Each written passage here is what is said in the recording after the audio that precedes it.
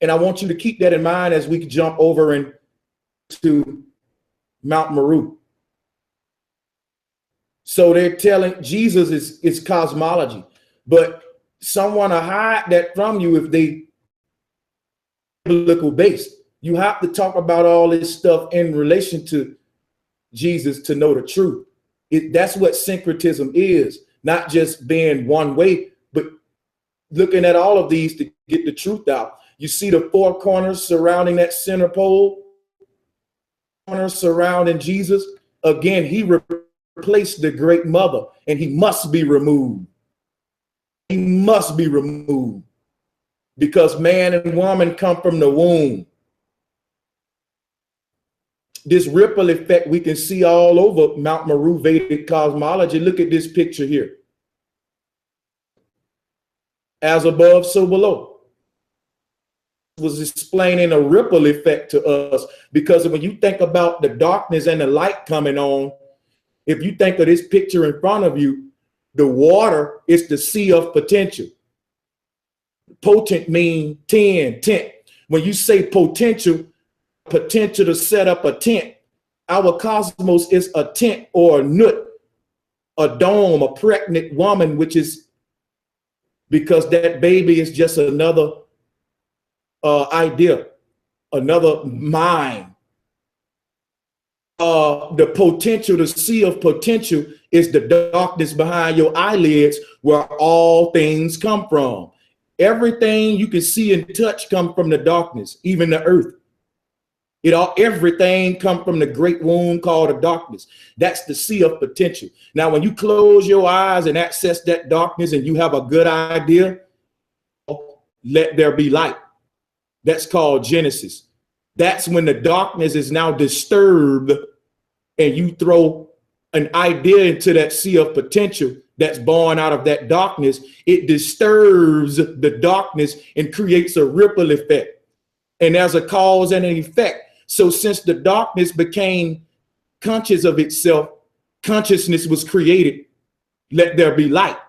But consciousness is born from subconsciousness, just like man is born from womb man. The Y chromosome comes from the X. So this sea of potential is what created our reality, and ultimately is all there is. Everything go back to darkness, emanating from this sea of potential, just like this ripple eventually will smooth back out and the effect will end. So that is the equivalent of coming in and out of lifetimes, in and out of the darkness, sandwiched in between the darkness. So the darkness is the string theory, is what strings together not only our cosmos, but our lifetimes. Even it strings together your daytime, because throughout the day, you're constantly blinking your eyes. So it exists in between the blinks, in between the darkness, in between sleeping and waking up. You lose 8 hours every day. So on your deathbed, when you replay your life, you're going to be missing a lot of time because it's clips. It's created in clips. It's not a continuum. It's eternal. The only thing it's continuing that's eternal is the darkness above the stars. That's the constant. All of us, we are luminaries. We're light energy. We are moving energy. We are endless energy that constantly changes, but the darkness don't. It's the stage. The canvas never change, even though you can erase your painting and create many pictures upon it. The canvas never changes. The picture does. So effect shows you how, depending on the size of the rock and the shape of the rock that you drop into the sea of potential, you'll get a different creation, but it'll all be balanced because all of those ripples racing from the center. Listen, let me fall back. When we talk about the origins of humanity, we make the mistake of black people saying, well, black people was created first or white people was created first. Races are an illusion. The creator created all diversity at the same place at the same time. Like all men are created equal, but there's so much inequality on the earth because our different religions teach us that all men aren't created equal. They teach that there were a chosen people created first. They teach that there were a specific people created first and all of the other races come from them. That's a lie. All of the diversity we see on the earth existed since the very beginning of the earth. You had white people, black people, Chinese people, white roses, red roses. All of this diversity existed in the beginning of the creation of the earth. The creator is smart enough to create diversity, y'all. It don't need diversity coming as an evolutionary process. That's a form of Darwinism, saying that we come from monkeys or that we come from one other race. No, the creator created all of these beautiful, different, diverse races at the same time, at the same place, at the center of the earth. You have of races being different people is false. There's only one race, and that race began after the creation of the cosmos, where all of this diverse life began to race from the center. This is the ripple effect. This became Pangea. This became Plato's Atlantis. There was never continents that spread it out and floated away from the center. It was people who migrated from Eden and went to spread into other parts of the cosmos. The center, the less of the subconscious we could access and the more conscious we access.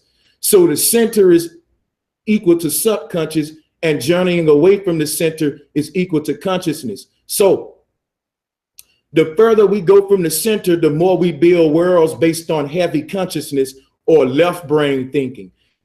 And the more we need spiritual technology to access the center.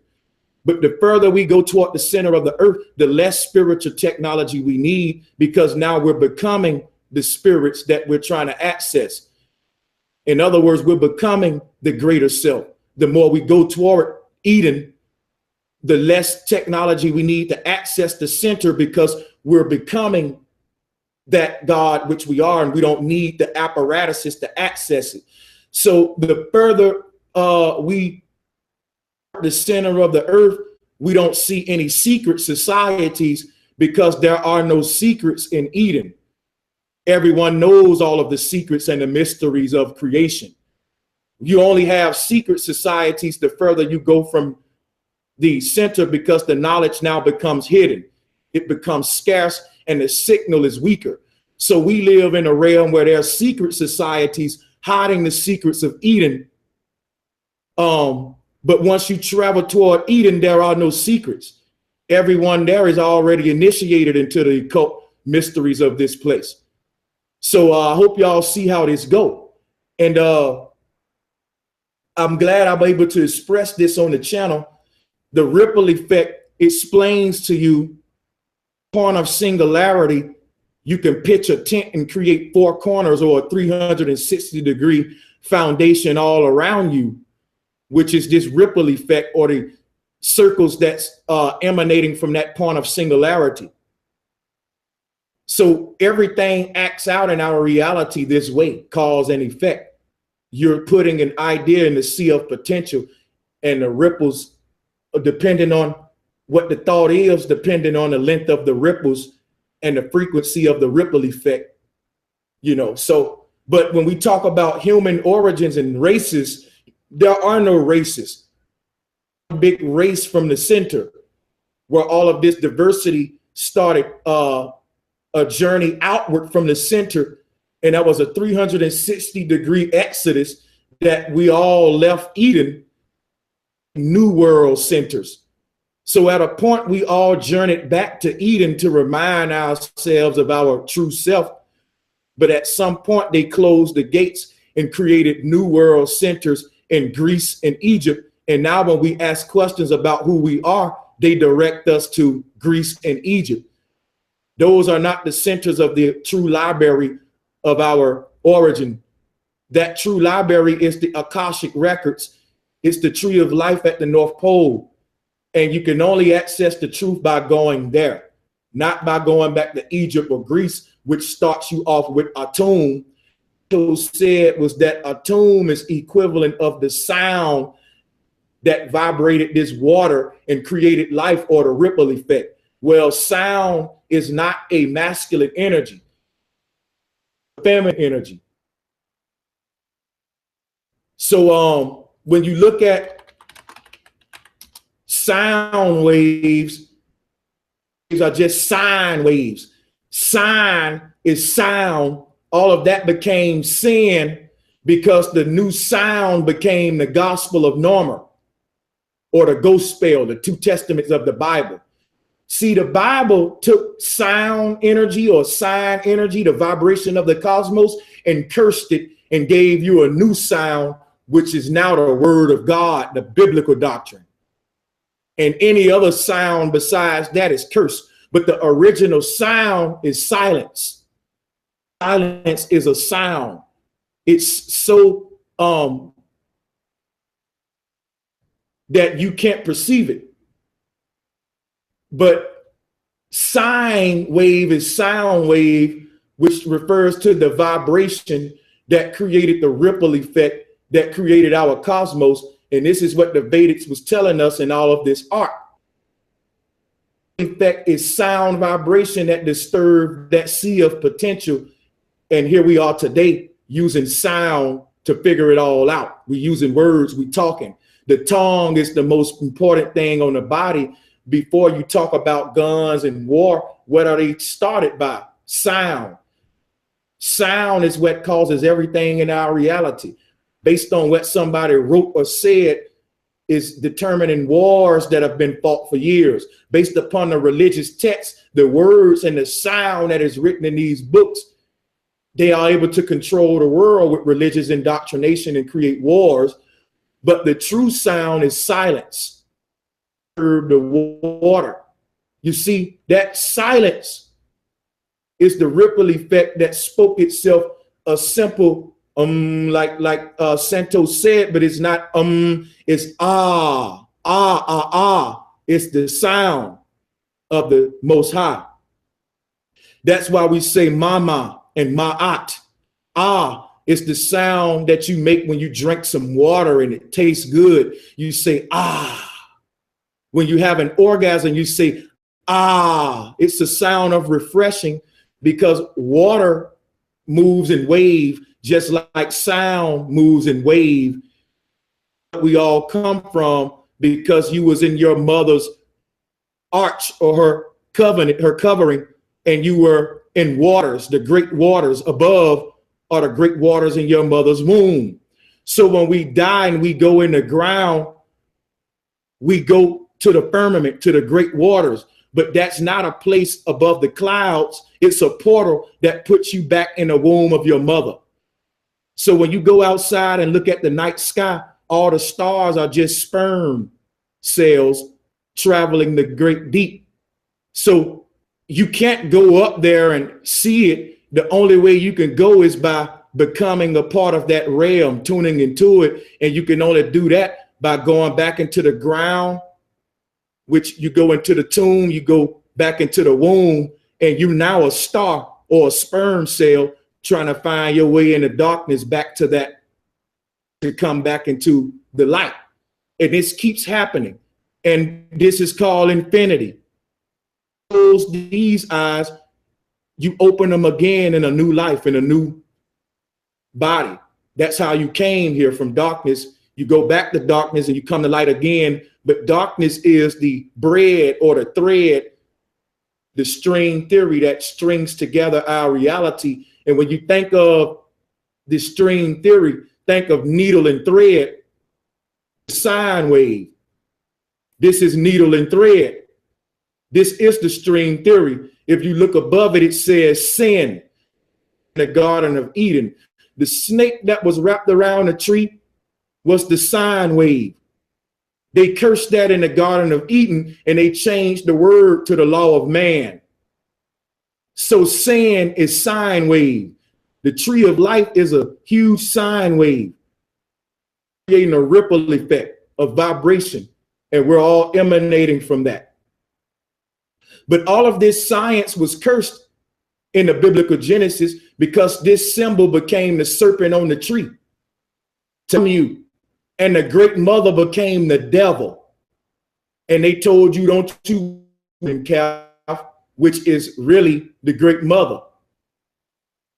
hides all of this truth from you. Because the golden calf, gold is dealing with the golden age when the woman ruled under matriarchal concepts. AU is the age of autonomy, when we lived in autonomous villages and we governed over ourselves. We didn't need a pope to govern over us, because that's all the president is. Back in the time of these religions, there was no government. The religious order was the government. And it's the same way today. The Pope run the government. So when they got rid of the worship of the golden calf, they got rid of sovereignty, and they threw us into government. All right, because the golden age represents the golden calf, represents sovereignty. All right, the golden age is the age of the golden calf. In the Bible, when they desecrated the golden calf, they desecrated Eve, and they desecrated the womb. And now everyone paying homage to Jesus, which is the sun, not the womb that the sun and the moon come from. That's what the golden calf represents, our sovereignty, the golden age. Now everyone worships this guy, which is Dagon, the fish god. And I'm trying to get us back to the mother, which predates Atum. When you say Atum, you're saying ah, which is the sound of refreshing, the sound of the mother. And you're saying tomb, which is the womb. The tomb is the womb. So when you spell tomb, the root word is O-M. And when you spell womb, the root word is O-M. The womb and the tomb is the woman or the woman. She is the earth. So when you are placed in the earth ground, you're also placed in your mother's, future mother's belly. So the ground we walk on has a different representations. There's a physical ground that you walk on that you can place seeds into, and it'll grow you trees. And there's a microcosm of that same ground called a female. She's the earth. So when we put seeds in her, she grow us human babies from out of her earth or her womb. And she encloses that life in an arch, just like the earth is enclosing us with the night sky or the nut sky. So when you say a woman is pregnant, you say she's pregnant, because the night sky is the womb of a woman. The ground you walk on is part of that womb. So the womb is the tomb. When you're placed in the ground, you placed in the womb of your next mother, because this place has a spiritual meaning for everything we perceive as spiritual. Just like you can't literally go to the firmament in the flesh, meaning you can't get in a rocket and go to the firmament, transition through the firmament, because the firmament is nothing but a pregnant belly. It's an archdome, a covenant of a pregnant woman. So the only way you go to the firmament is when you coming in and out of creation, the firmament of your mother's belly. That's when you're in the firmament above the sky. So anybody that asks, hey, how do I go to the firmament? And they looking up at the night sky. That's the same question that Nebuchadnezzar asked in the Bible when he said, how do I be born again? He said, and somebody told him, hey, you got to enter the womb of your mother all over again. So the Bible is telling you the same thing I'm telling you, but they hide it under patriarchal ideologies. So the firmament is a spiritual location, but all locations are physical. Just like if you dream about hell, well, that's a physical place. It was burning you in the dream. This earth we live in is a spiritual place. All is thought, all is spirit. And you can literally create a hell for yourself based on the thoughts you feed yourself. So if you think about the dream space, it's more valuable than the space outside your house, because if the government can occupy your darkness behind your eyelids, that's all you got. The last thing you're going to see is darkness, and what you create in that sea of potential is going to be good or bad based on the level of consciousness you left here with. And that'll determine the next time the light cut on for you, what you become based on the beliefs and indoctrinations you injected into your darkness. So I hope y'all see how deep this is. And I didn't mean to be too long-winded, but I really want us to understand how deep this is, you know, when we talk about the ripple effect, how the sine wave is the serpent on the tree, which was cursed in the Bible. This is the symbol of the Most High, this sine wave that you're looking at. And they cursed that in the garden to get us away from nature. With the serpent wrapped around the pole, it's the symbol of Mama Amma. This is on is right here, but this is some lady who took her name. And here's the Hindu version of the Great Mother, but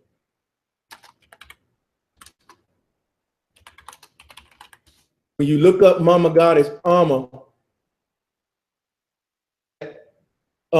sorry about this, but you see the serpents though, because this is the serpent goddess. This is the one that spoke in the Garden of Eden.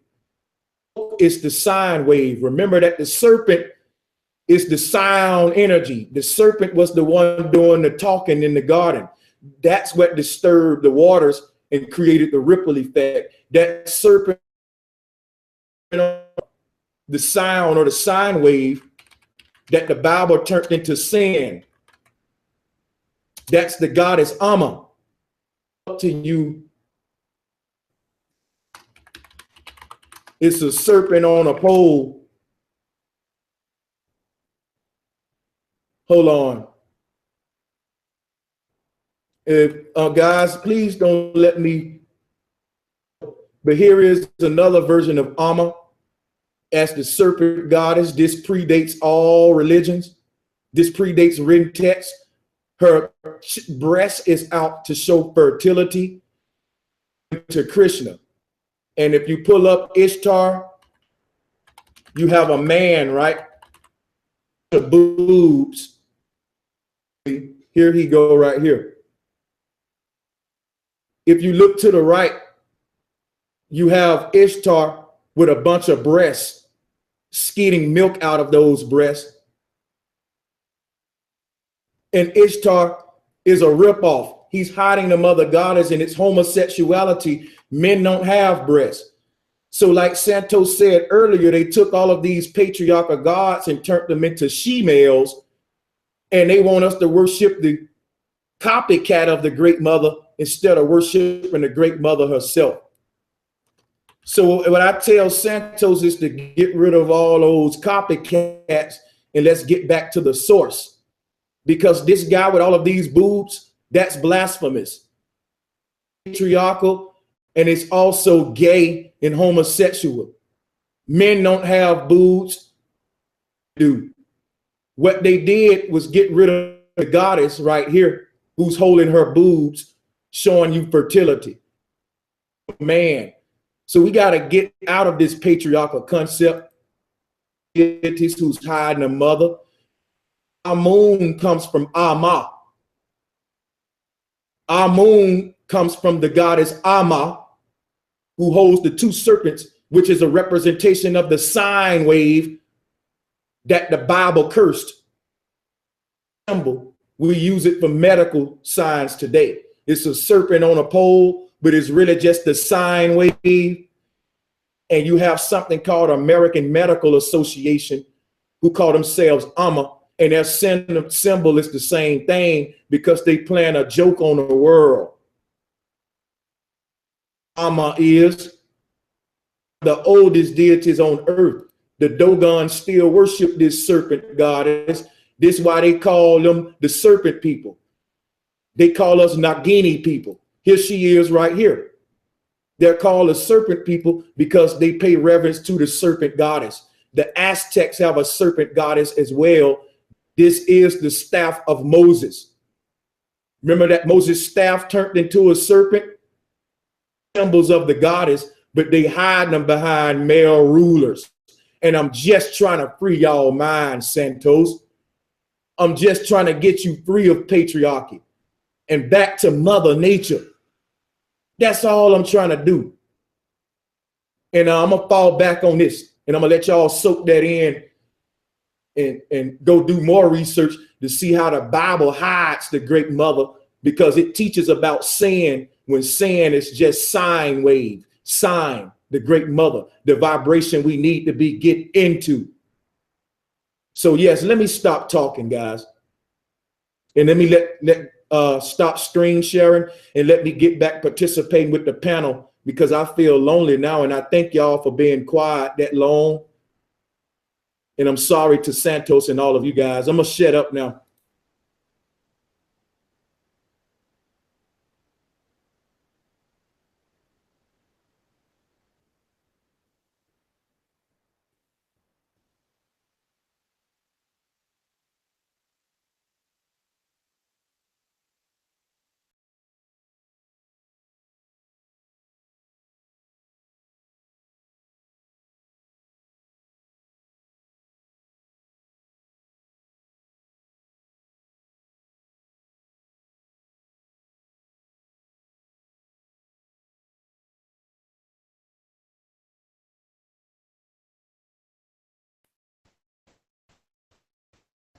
Somebody here?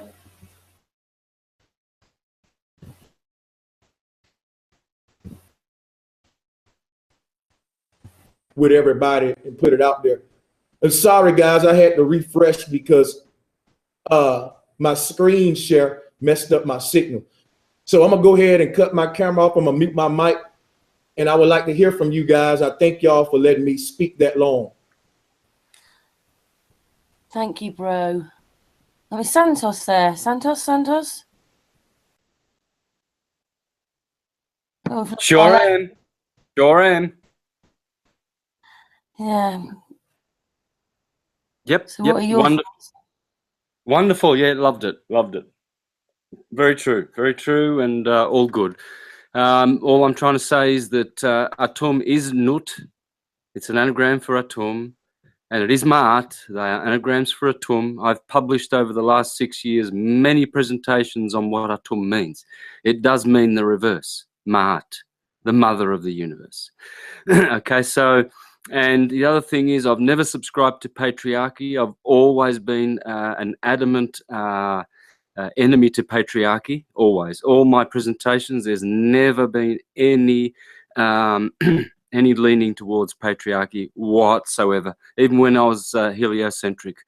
In order to be a syncretist, you must be an astrologer, okay? You must understand Taurus field energies and atoms, how they work, and as Bro Sanchez was saying, light, the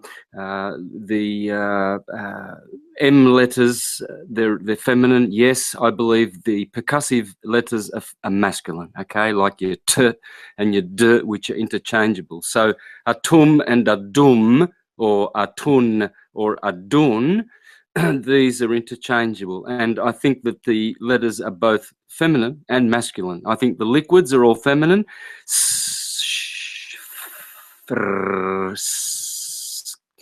etc., and n, whereas the t, d, b, g, these are masculine because they're pulses and the letters are waves. The sine wave is the sin of Eve, absolutely, and Adam is the pulse. There are no particles. They don't exist. It's a pulse wave duality universe, if you want to call it that. I don't like those expressions. I'm just using them because people are familiar with them. But it's certainly a pulse wave. The longitudinal wave is a pulse, and the transverse wave is the wave of sin, because wave amplitude gives you space, wavelength gives you time. Hence the T for Thor, which the rune says it is, and it means many other things. In Hebrew, it means the cross of the womb tomb.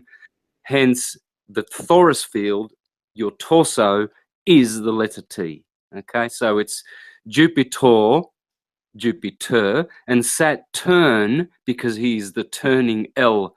Elohim means to twist and turn, and so his progeny is Jupiter. So when you're looking in the Bible and you look at it literally, you really are just, I don't know, well, just in kindergarten, because there's nothing literal. There's no history in there at all whatsoever. So when it says that Adam beget Set and Set beget and all of that.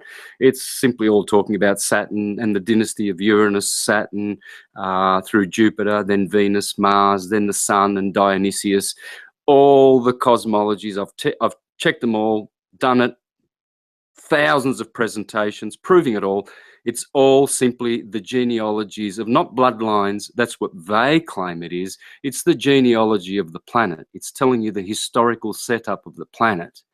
You know, Venus, for instance, they changed their Saturn, for instance, is